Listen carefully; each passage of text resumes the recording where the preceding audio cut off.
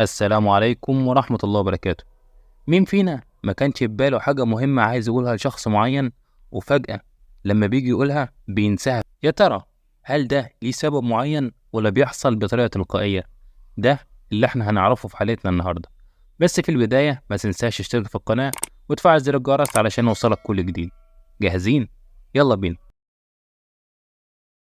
النسيان دايما مربوط بالذاكرة، يعني الشخص اللي بيبقى فقد الذاكرة بينسى كل حاجة، على عكس النسيان المؤقت.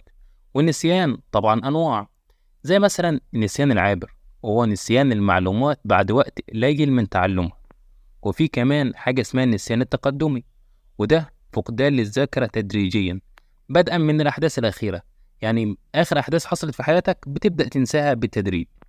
والنسيان مختلف تماما عن فقدان الذاكرة، لأن النسيان بيكون نسيان لكلمة أو معلومة أو جملة مهمة، إنما فقدان الذاكرة ربما يكون دايم أو مؤقت.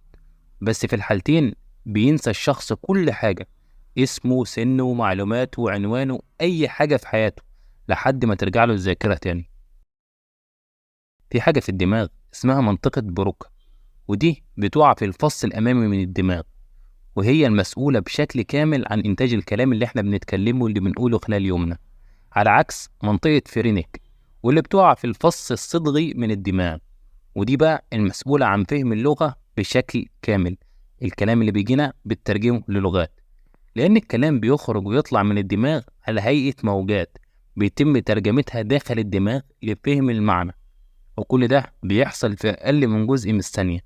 علشان كده بنفهم كل كلمة بيقولها الشخص اللي قدامنا في نفس اللحظة، وساعات بنفهم معنى الكلام قبل الشخص ما يقوله أصلا، وده لأن الكلام أو الموجات دي بيكون تم ترجمتها قبل كده جوه المخ، وده بيخليك تخمن اللي الشخص ده بيقوله قبل ما يقوله أصلا. ومش دايما بننسى الكلام المهم اللي بنبقى عايزين نقوله لشخص، لأنك أوقات بتنسى كلام عادي وانت بتتكلم مع نفسك، وكل ده بيحصل لما بيدخل معلومات كتيرة بشكل عشوائي في وقت واحد لمنطقة فرينك المسؤولة عن فهم اللغة. هفهمك بطريقة أسهل. الكلام اللي بننساه بدون قصد، على عكس إننا لو بنردد الكلام على لساننا مش هننساه طبعا. طيب هل في طرق لمعالجة الموضوع ده؟ طبعا. علشان نعالج الموضوع ده حاول تفرغ دماغك من أي مواضيع ملهاش لازمة ممكن تشغل نفسك بيها، وكمان حاول تراجع الموضوع من بدايته بشكل كامل، هتلاقي نفسك بتفتكر الكلام اللي انت نسيته. واهم حاجة لمعالجة موضوع النسيان ده ان تذكر ربك، قال تعالى واذكر ربك اذا نسيت، صدق الله العظيم. وبكده تكون حلقتنا خلصت.